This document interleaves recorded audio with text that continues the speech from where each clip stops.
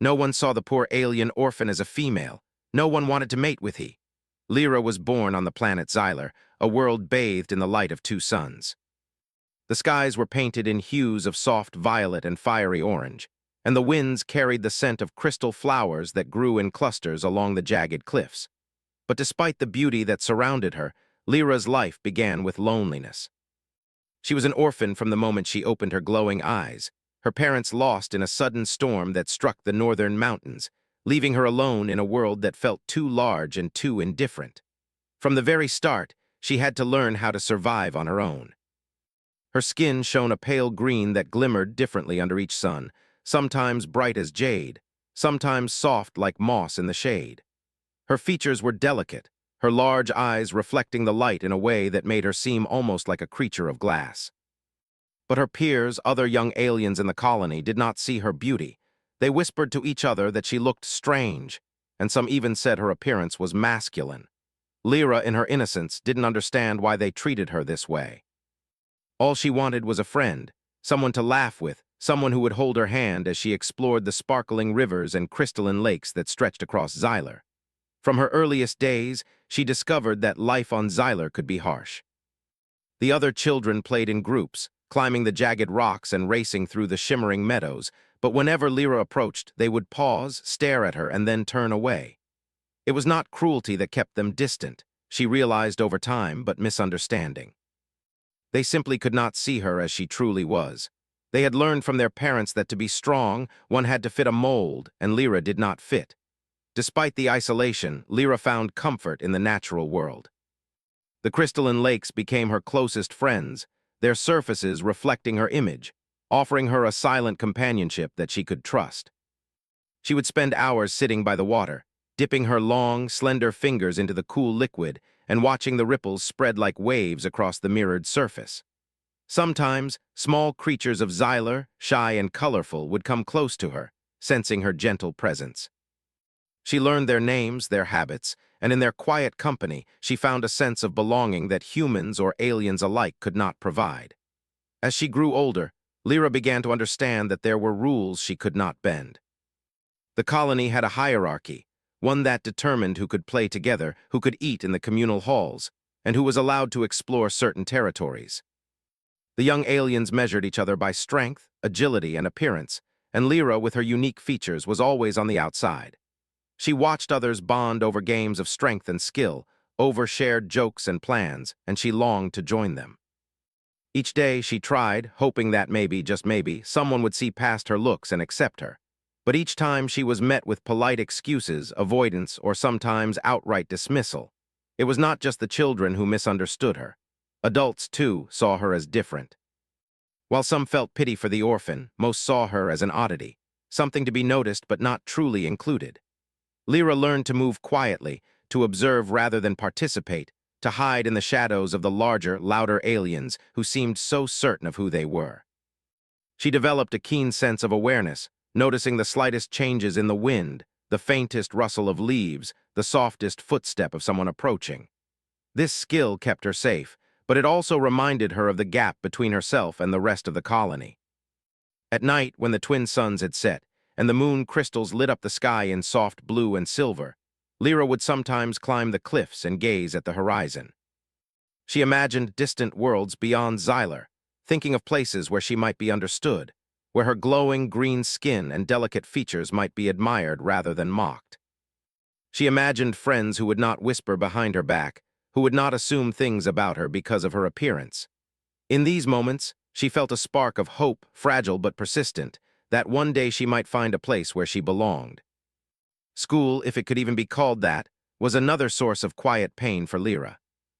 The elders of the colony taught the younglings various skills: how to harvest crystal fruits, how to navigate the floating rock bridges, how to communicate with the creatures that lived in the glowing forests. Lyra was clever and quick to learn, often mastering lessons before her peers, but her achievements went unnoticed. The other children whispered that she only succeeded because she was different, never acknowledging her effort or intelligence. Lyra learned to be patient, to work quietly, and to take pride in what she could accomplish for herself, even if no one else celebrated it. Her loneliness sometimes made her feel invisible, as if the world were passing her by. She would watch pairs of friends laughing together, families gathering under the twin suns, and she would feel a pang of longing deep in her chest. The orphan had no one to call family, no one to share secrets with, no one to cheer for her when she succeeded. Yet she also discovered a resilience she didn't know she had. Each day of isolation became a lesson in patience, in observation, in understanding herself without relying on the approval of others. One day, as she wandered near the edge of a crystalline cliff, she discovered a small, injured creature trapped in a tangle of glowing vines. Its tiny wings were crumpled, and it looked up at her with wide, fearful eyes. Without hesitation, Lyra carefully freed it and tended to its wounds. For the first time in a long while, she felt the warmth of connection. The creature chirped softly, nuzzling her hand in gratitude. In that small act, Lyra realized something important. Even if the colony did not see her, the world itself did. Life itself responded to kindness, and that realization became a small, shining seed of confidence in her heart. From that day forward, she began to spend more time helping the creatures of Xylar, learning their habits, understanding their needs, and finding joy in their trust. Slowly, word spread, not through gossip but through observation. Some of the older aliens noticed her gentle touch and keen mind. A few whispered to one another, "The orphan does not seem so strange after all." These small acknowledgments were like sparks in the darkness for Lyra, tiny reminders that being different was not the same as being unworthy. Even though she still faced rejection from her peers, Lyra's perspective began to shift. She no longer measured her worth solely by how others treated her. Instead, she found pride in her own abilities, in her knowledge, and in the quiet moments of joy she could create for herself and the world around her. She learned that loneliness could coexist with fulfillment, that being unseen by some did not mean she had no value, and that sometimes the greatest companions were not peers or elders, but the creatures, the rivers, and the shimmering landscapes of Xylar itself.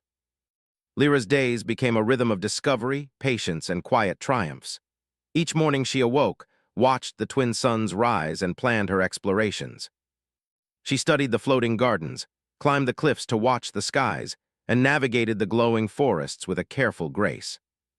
She began to leave small signs of her presence: a healed creature, a moved stone to help a plant grow, a path cleared through a thicket, ways that showed the world she existed and that she cared.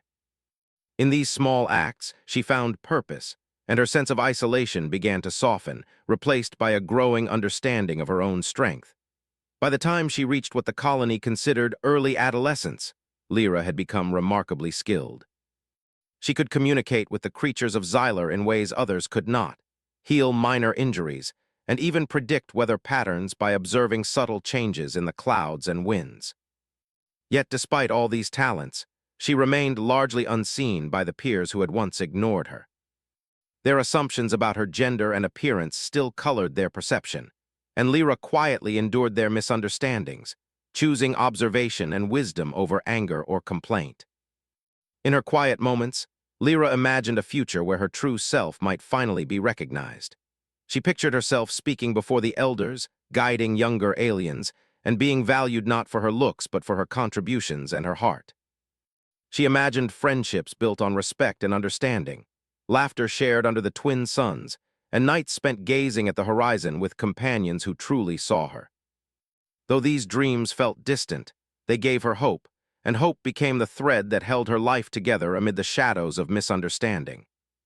Every evening, when the moons rose and cast soft light over the crystalline landscapes, Lyra would sit on the highest cliffs and reflect on the day. She thought about the creatures she had helped, the small victories that no one else acknowledged, and the quiet moments of beauty she had witnessed. In those moments, she felt a profound connection to her world, to life itself, and a growing sense that even if the colony could not see her fully yet, she was becoming someone who mattered, not through the recognition of others, but through the truth of her own actions and heart. And so the orphaned alien girl lived, day by day, in a world that had not yet recognized her. She learned the value of patience, the strength in gentleness, and the quiet power of being herself. Though no one had seen her as female, though no one had sought her companionship, Lyra discovered that her worth was not defined by others. In the shimmering forests, by the crystalline lakes, and under the twin suns of Xylar, she began the long journey of becoming seen. not as the world expected her to be, but as she truly was, unique, capable, and alive. As Lyra grew older, the world around her seemed to become even more complicated. The colony of Xyler had unspoken rules about who belonged where and what everyone's place in life should be. The younglings were divided into groups, and each group had its own games, its own rituals, and its own sense of pride. Lyra had watched these groups form and dissolve over time, always from the outside. No matter how gently she approached, no matter how kindly she tried to engage, the others would turn away, assuming she did not belong. They did not know her, and they did not try. School, or the lessons that were provided by the elders, became a more difficult place for Lyra. Lessons were no longer just about simple skills like climbing the cliffs or navigating the floating gardens. They now involved more complex challenges, strategy, teamwork, and competition. Lyra was clever, quick to learn, and had a mind that absorbed information like the crystalline lakes absorbed sunlight. Yet her brilliance went largely unnoticed. Her peers whispered that she was different or odd, and though they could not deny that she was skilled, they often dismissed her achievements. This made her feel both proud and frustrated at the same time.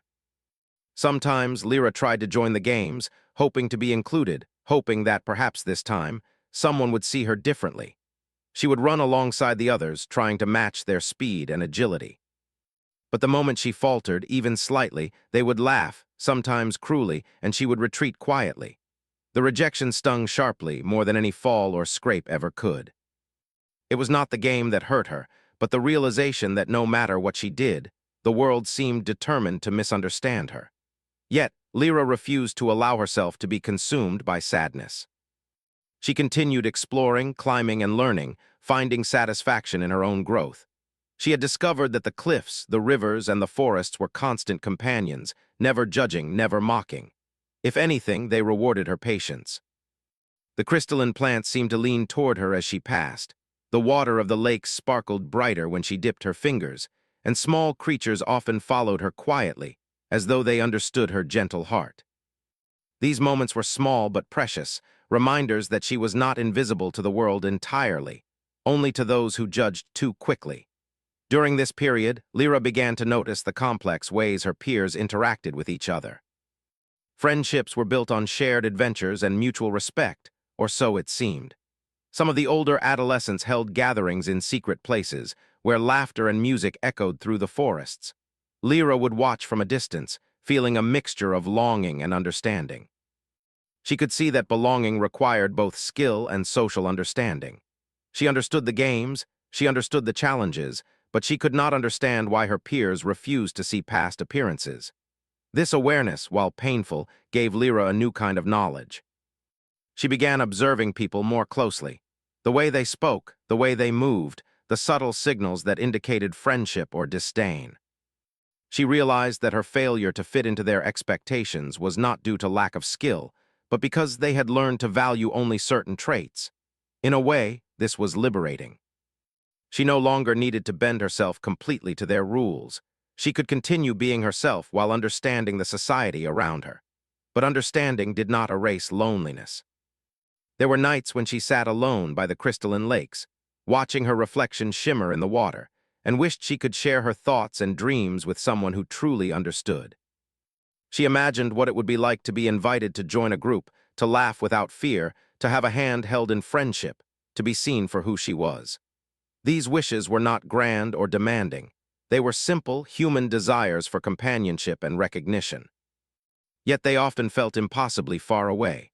One day, while wandering through the glowing forests, Lyra discovered a small community of creatures that had been displaced by a landslide. They were fragile, injured, and frightened. Lyra approached slowly, her heart filled with compassion. Over the next several hours, she carefully helped them to safety, using her knowledge of the terrain to lead them to a safe, sheltered area. She tended to their wounds, found food for them, and stayed by their side until they recovered. The creatures responded to her kindness with trust, following her without fear, chirping softly as if to say thank you. This experience, while small in the grand scale of the colony, marked a turning point for Lyra. She realized that she could create her own circle of influence, even if it did not include her peers. She could help, guide, and heal in ways that mattered, independent of recognition from those who had ignored or dismissed her. Slowly, a sense of purpose began to grow within her, and the loneliness she had carried for so long began to feel less like a burden and more like a challenge she could overcome. The elders began to notice Lyra's growing skills and her ability to help others. One elder named Vera, who had watched Lyra from a distance for many years, approached her one afternoon. "You have a gift," Vera said gently, her eyes thoughtful. "Not everyone can see what you see or feel what you feel. Your heart is strong and your mind is sharp. Do not let others' blindness diminish you." These words, simple though they were, struck Lyra profoundly. For the first time, someone who mattered had acknowledged her, not as a curiosity, but as a valuable member of the colony. Yet the road was not easy. Even with growing recognition from elders, her peers still treated her differently. They continued to tease, exclude, and judge her appearance. Some spread rumors, others laughed at her in the games, and a few deliberately misled her during group challenges. Each encounter reminded her of the gap between her world and theirs. But Lyra was no longer as affected as before. She had developed a quiet resilience, a patience that allowed her to move forward without becoming bitter. She learned to choose her battles, to focus on what she could control, and to take pride in her actions rather than others' acceptance. As seasons changed on Xylar, Lyra's appearance became more distinct. Her glowing green skin developed subtle patterns, almost like fine lines of light tracing her form.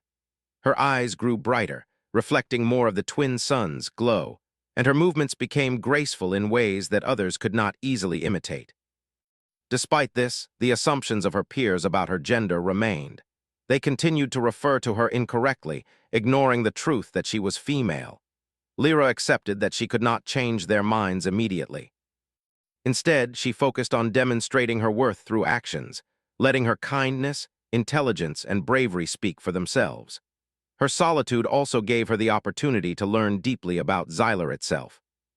She observed weather patterns, the growth cycles of plants, and the behaviors of creatures that others ignored. She began experimenting with small projects, helping a river maintain its path, guiding young plants to sunlight, or building small shelters for creatures during storms. These activities brought her joy and a sense of accomplishment that the teasing of her peers could never diminish. Slowly, her reputation as someone who could solve problems quietly but effectively began to spread.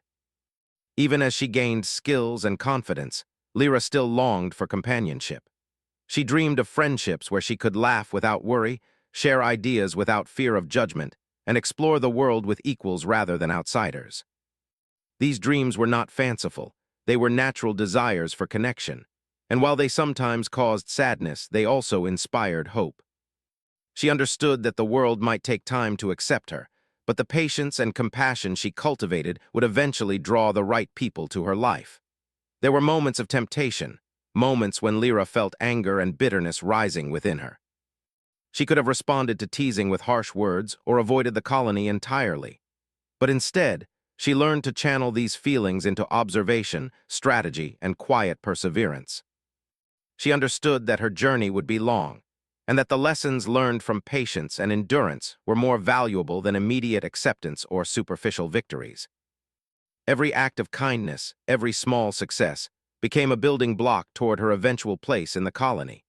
In her free time, Lyra began recording her observations and experiments in small journals made from leaves and crystal fibers. She documented the behavior of animals, the growth of plants, and the effects of weather. She noted patterns in how people reacted to challenges and how creatures responded to care. Over time, these journals became a personal record of her learning, a testament to her curiosity, intelligence, and dedication. They reminded her that even if the world did not immediately recognize her, her knowledge and contributions had value. Through these experiences, Lyra gradually developed an inner confidence that did not depend on external validation. She learned to celebrate her victories quietly, to find joy in discovery, and to appreciate the subtle beauties of life on Xylar.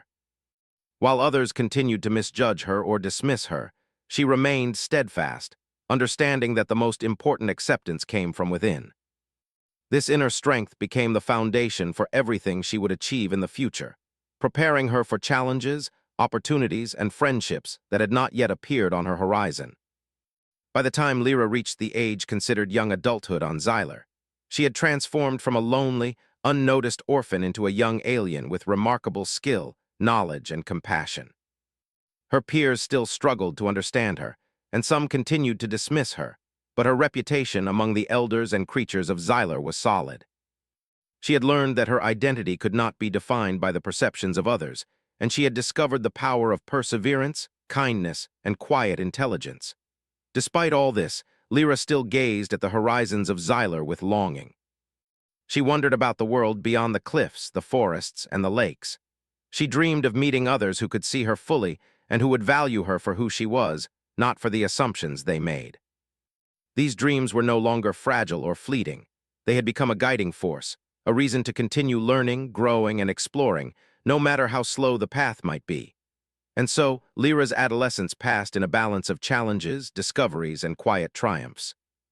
She continued to face the misunderstandings of her peers, but she also cultivated skills, knowledge, and resilience that made her strong in ways they could not comprehend. She became a quiet force in her world, a presence that touched the lives of creatures, elders, and eventually, others who would come to see her worth. In this way, the orphaned alien girl who had once been ignored slowly began to shape her own destiny, one day at a time, one small act of courage at a time, preparing herself for a future that she could imagine but had yet to fully realize. As Lyra entered her later adolescence, the world around her began to shift ever so slightly. The colony of Xylar, though still full of assumptions and rigid expectations, had begun to notice her in small ways. The elders, who had long observed her careful work and dedication, started encouraging her to participate more actively in the projects that benefited the colony. Yet for Lyra, these invitations were not about status or praise. They were about connection. She felt an unfamiliar warmth at being asked to contribute, as if the world were finally beginning to acknowledge her existence. One morning, Vera, the elder who had first recognized Lyra's talents, approached her with a gentle smile. "Today, I need your help with a delicate task," Vera said. "The eastern cliffs have shifted after last night's storm, and some younglings' homes have been damaged. You are the one who can guide them safely." Lyra's heart leapt.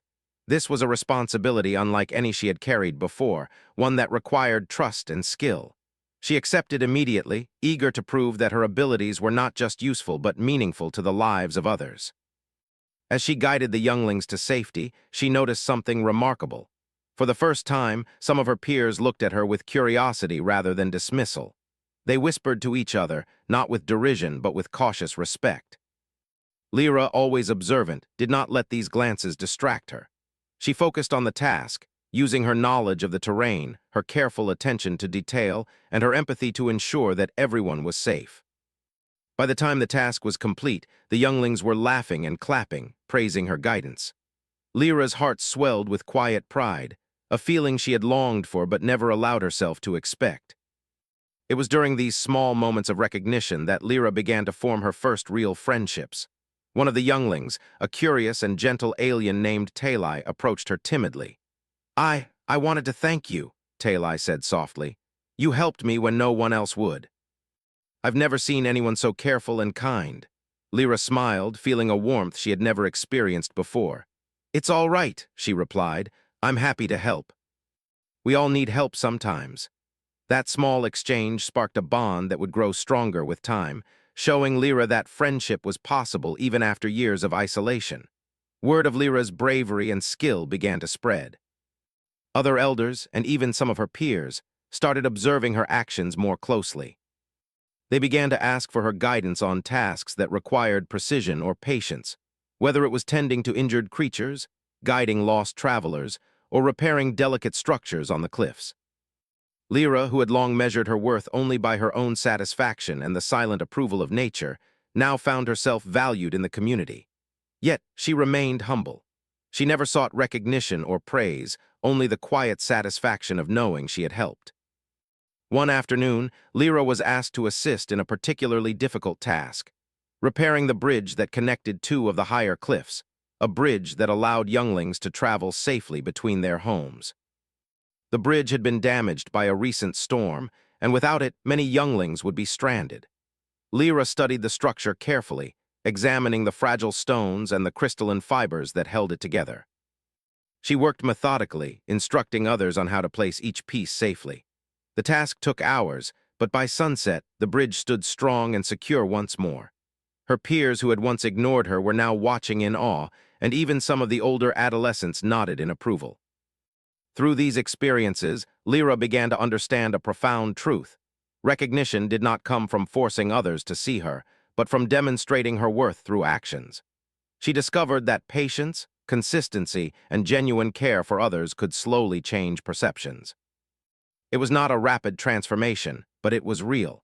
The whispers of admiration replaced some of the previous whispers of ridicule, and Lyra felt the first real sense of belonging in her life. Despite these victories, Lyra still faced moments of misunderstanding. Some of her peers continued to misjudge her, doubting her abilities or laughing quietly when she spoke. Others assumed things about her personality or appearance, clinging to old ideas. Each time, Lyra reminded herself that the journey toward acceptance was gradual. She focused on what she could control: her actions, her learning, and her kindness. Over time, these choices began to outweigh the doubts of others. One of the most meaningful moments came when she helped a young alien who had fallen into the Crystal River. The youngling had panicked and struggled, but Lyra's quick thinking and calm presence saved the child. Witnessing this, several peers who had previously excluded her approached quietly, offering assistance and asking questions about her methods. Lyra realized that her skills, combined with her courage and empathy, had begun to create respect among those who had once ignored her.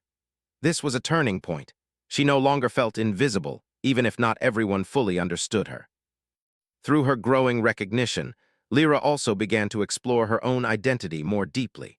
She thought about what it meant to be seen as female on a planet where assumptions often blinded others to reality. She reflected on the subtle joys and challenges of expressing herself authentically, and she began to embrace her unique identity without fear of misunderstanding. In this acceptance, she discovered a quiet strength, the ability to define herself rather than allowing others to define her. During these years, Lyra's connection to nature deepened even further. She spent long hours observing the forests, studying the behavior of creatures, and understanding the subtle patterns of life on Xylar. Her journals grew thicker, filled with sketches, notes, and reflections on the world around her. These records were not just personal. They became tools she shared with younger learners and creatures alike, teaching patience, observation, and care. Her reputation as someone wise beyond her years began to take root. Even as her recognition grew, Lyra never lost her humility. She understood that respect was earned, not demanded. She continued helping quietly, guided by empathy and intelligence rather than the desire for praise. And yet the small victories, the acknowledgement from peers, the gratitude of creatures, the encouragement of elders, brought her an unmeasurable joy. She was beginning to see that acceptance was possible, that inclusion could grow, and that her place in the world was not dictated by assumptions but by her consistent, compassionate actions. By the time Lyra reached what could be considered full maturity in her species, she had achieved a delicate balance. She was respected by elders, observed with curiosity and admiration by peers, and trusted by the creatures she cared for.